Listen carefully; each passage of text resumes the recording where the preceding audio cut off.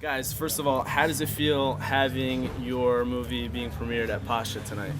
I mean, it's amazing. At first I was a little skeptical. I'm not gonna lie because I thought Pacha people are just gonna come here and we had the whole promotion thing going where you come to the screening, you get a free party. So I thought a lot of people were gonna come here and just fucking yeah, exactly, yeah. I thought a lot of people were gonna come here and just leech off of the movie and just want to party for free. But I saw a lot of heads, man. They were just glued to the screen, and it was amazing. It was an amazing sight. As a director, and Carmine is a producer, and Jay's the cinematographer. Like, we watched it, and we were just in awe. We are like, wow. Like, the whole time, we're just, like, looking at everyone. Like, that dude's, like, glued to the screen. He can't stop watching it. Oh, they're talking over there. And Fuck. The But over there, like, yeah. And You know exactly. what I mean? And then, yeah, it's such a rewarding feeling when people are cheering and applauding it. It's amazing because you slave over it, and it's amazing, to see it unfold naturally. How long of a process was it, and were there any major roadblocks that you guys hit? It definitely got easier as as we continue to make more connections. But like in the beginning, it was roadblock after roadblock. Like when we first started, we wouldn't get in the club at first. It would always be an issue. Even though Stefan would already have arranged everything with management, there'd still be an issue. The bouncers would be at the door like, who are you? Where's your papers? This, that. There'd always be an issue. We'd be like, I'll show you my text. I got it on the phone right here. Look at the name. She confirmed it. We have a meeting. And they would still just be like, nah. So to go from that to now we go to Webster Hall and they're ushering us upstairs, giving us drinks. It's in the VIP, it's crazy. It's like night and day.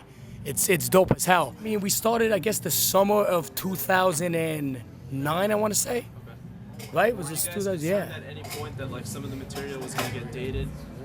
Definitely. I mean, I think, well, I'll let you answer in a second, but the thing is, what ended up happening with this film, as you can see, it becomes more of a period piece more than anything. Like at the time when we were doing it, it was current. It was all current.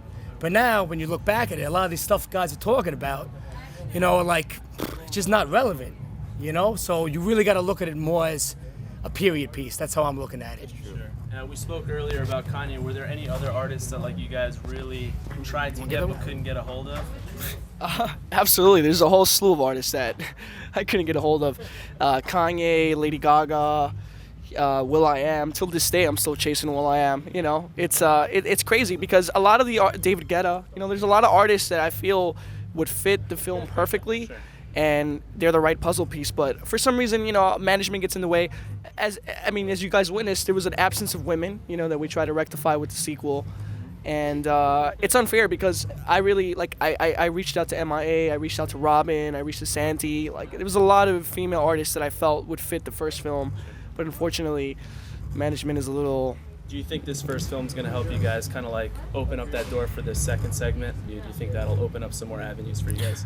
Well, absolutely. I mean, I think that's kind of happened organically, throughout the process. When I first launched the trailer, which you saw through Kanye's vlog, I just started receiving a lot of attention from Complex Magazine, from MTV, from Pitchfork, and it was just insanity. I would start getting a lot of people from overseas starting to email me and asking me to go to their countries to screen the film: Sweden, Germany. Amsterdam, Costa Rica. It was insane. The last year was just literally, it was a phenomenon for me. It was the most amazing experience. But, going overseas, I learned that certain things need to be cut from the film, and you can only hold people's attention spans for so long with certain things, At the end, you guys threw a little Skrillex video. Can we expect a dubstep war anytime in the future? Oh yeah, definitely, man. I mean, Skrillex is just the beginning. It's a whole new wave, so we're definitely gonna see more of Skrillex. Skrillex is definitely a pioneer of that genre, man. He is a prince of dubstep. With Benny Benassi and Afrojack, do you think that scene has stolen some of the limelight from the whole underground electro, Webster Hall, where that crowd that used to go to Webster Hall is now coming to Pacha to see acts like Laidback Luke, Wolfgang Garner, and that stuff?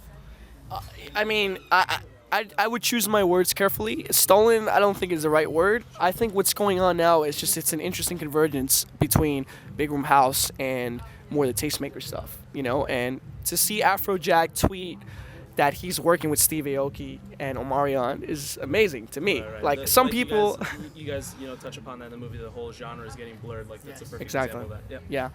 Yeah. So I mean, it's happening all over the place. Benny working with Chris Brown and Lil Wayne working with Afrojack. Like it's just like a mix mosh of different things going on. And the Chris Brown track that just dropped. You got Chris Afrojack. Yeah, Afrojack puts in the beat. You got Busta on there. Busta's second electronic dance track. It's crazy.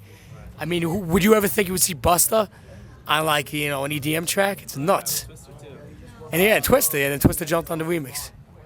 We're working on a documentary with Skrillex, right? Jake, you want to maybe elaborate on that? Yeah, we've been closely working with Skrillex. It's been a very fun adventure.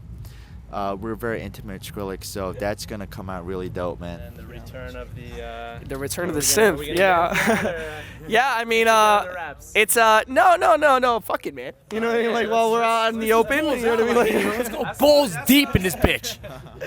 You know what I mean? There's nothing to hide. I mean, we're working on the sequel, and what we're trying to achieve with it is we're trying to go more of the mainstream route. We're trying to work with the machine. Yes. Quote unquote. Right. We're trying to work with the labels. We're trying to work with MTV, as you can see in the trailer.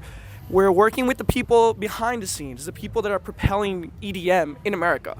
And one thing I learned going overseas is that a lot of people are like, you only focus on EDM in America. And I'm like, yeah, because I'm really fucking restricted. And I can't go overseas as much as I would love to go to Paris and Germany for Love Parade. Like I would love to go overseas, but it's impossible. So I think my niche is to work within the confines of the U.S. borders for now. So you never know. When Electro Wars 4 comes out, maybe it'll be like the big, the country, countrywide Electro. Very true. I mean, I don't want to be a hack, and I'm sure my comrades over here don't want to. It's only gonna get better. It's only gonna get better. It will get better, but we don't want to. It just seems like the necessary step, though. You got Electro in America. EDM. I don't think you'd be a hack by doing like an Electro Wars. EDM is overseas, worldwide, man. EDM is constantly evolving, so we're gonna evolve with it, and we'll see where we take it from here. Perfect, guys. Thanks so much for your time. Absolutely. Honestly, an amazing documentary, and I look forward to more work. Thank you guys. Much appreciated.